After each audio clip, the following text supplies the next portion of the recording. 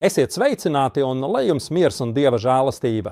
Mani brāļi un māsas no daudzajiem piemēriem, ko esmu saņēmis un iepazinies ar to detaļām, varu ar Dieva zvērestu teikt, islāmiskā feminisma piekritēji un dažu ģimenes locekļu vai paziņu maldi, kas sabojā sievieti pret viņas vīru, nodara musulmaņu sabiedrībai tādu postu, kādu nespēja izdarīt pat viņu ienaidnieku militārā vara, iznīcinot ģimenes un pazudinot bērnus.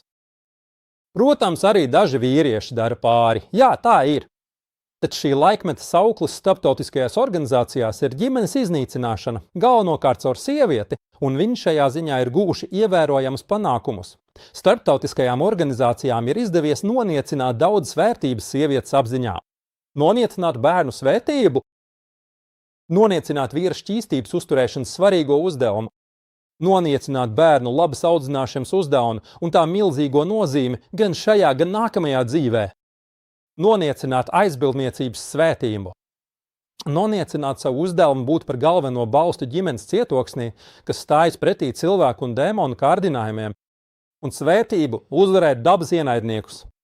Zemot paklausību Dievam ar patiesu sirdi un apmierinātību ar viņa noteiktajām tiesībām un pienākumiem, nemēģinot apiet vai izlocīties no viņa pavēlēm un gaidot par to lielu atalgojumu gan šajā, gan nākamajā dzīvē. Visu šo noniecināšana, salīdzinot ar pārmērīgu augstskolas grādu vērtības celšanu, pat ja tas notiek uz iepriekš minēto rēķina, vai arī algas dēļ, kas viņai iespējams nemaz nav nepieciešama, vēlme pierādīt sevi sev pašai, jo viņa ir noniecinājusi iepriekš minēto un vairs nejūt sevī vērtību, kā arī citu, tāpat apmānītu sieviešu priekšā. Un daļai sieviešu galvenais dzinulis ir šo sasniegumu gūšana jebkādā veidā. Ja viņa atrod sev vēlamo reliģijā, viņa izmanto reliģiju. Un ja viņa reliģijā neatrod to, kas atbilst viņas vēlmēm, viņa to atstāja novārtā un pievēršas likumam. Un ja viņa atrod savu vēlamo starptautisko organizāciju institūcijās, viņa klauvē pie to durvi. Un ja viņa atrodas Rietumvalstī, viņa izmanto tās likumus, pat ja tie ir pretrunā viņas kunga šariātu. Un visā šajā viņa attaisno sevi un meklē attaisnojumus savām rīcībām. Vai šī sieviete apzinās, ka, izmantojot šariatu, tikai tad, kad viņai tas ir izdevīgi, un atmetot to, kad vien vēlas, viņai ir līdzīgi tiem, par kuriem Dievs ir teicis? Vai tad jūs ticat daļai no rakstiem un noliedzat citu daļu?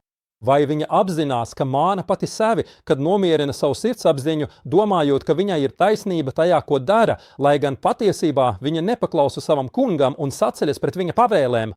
Vai viņa apzinās, ka dzīvo pārejas periodā, kurā viņas cieņu saglabā tikai tas, kas sabiedrībā vēl palicis no islāma, tostarp izpratne par greizsirdību attiecībā uz svētumu, un vīriešu atbildība par sievieti, kā arī gods, kautrība un šķīstīšana? Un tas viss atturas svešas rokas no viņas, neskatoties uz nabadzību, bezdarbu, tirāniju un netaisnību, kas valda musulmaņu zemēs. Vai sieviete apzinās, ka šis medus mēnesis drīz beigsies, atklājot ainu ar izpostītām ģimenēm, izplatītu netiklību un sievietēm, kuras ir atņemtas vīriešu aizsardzībai, tā ka daudzas sievietes un meitenes nonāk bagātnieku un starptautisko organizāciju rokās? Cilvēku tirgotāju, netiklības tirgotāju, seksuālās izlaidības izplatītāju un cilvēka cieņas nicinātāju rokās. Vai viņi saprot, ka šie cilvēki neievēro ne ticību, ne sirdsapziņu? Un ka tad, kad viņu pazemos un samīs viņas cieņu, tāpat kā viņi izdarīja ar rietumsievieti, tad viņai nepalīdzēs ne karsto līniju sūdzības, ne ģimenes aizsardzības biedrības, vai viņa apzinās, ka nožēlos to, kad jau būs par vēlu? Vai viņa nedzird savā visinošā kunga vārdus, jūs, kas ticat, ja jūs pakļausieties neticīgajiem, viņi jūs atgriezīs atpakaļ pie neticības un jūs kļūsiet par zaudētājiem? Tas, kas notiek, man brāļi, ir sāpīgi, jo ienaidnieks nespēja nodarīt cilvēkam tik daudz ļauna, cik viņš pats sev var nodarīt ar savu nezināšanu. Taču vienmaigs tas iedvesmo mūs rīkoties ar pārliecību, jo ir ļoti plašas iespējas laboties, kā Dievs saka, ja jūs būsiet pacietīgi un dievbijīgi, vinu viltība jums nekaitēs. Un ja jūs būsiet pacietīgi un dievbijīgi, viņu viltība jums nekaitēs, jo Dievs pilnībā aptver visu, ko viņi dara. Šis ir vēstījums, kuru aicina tevi māsa pārdomāt tālu prom no apkārtējā trokšņa.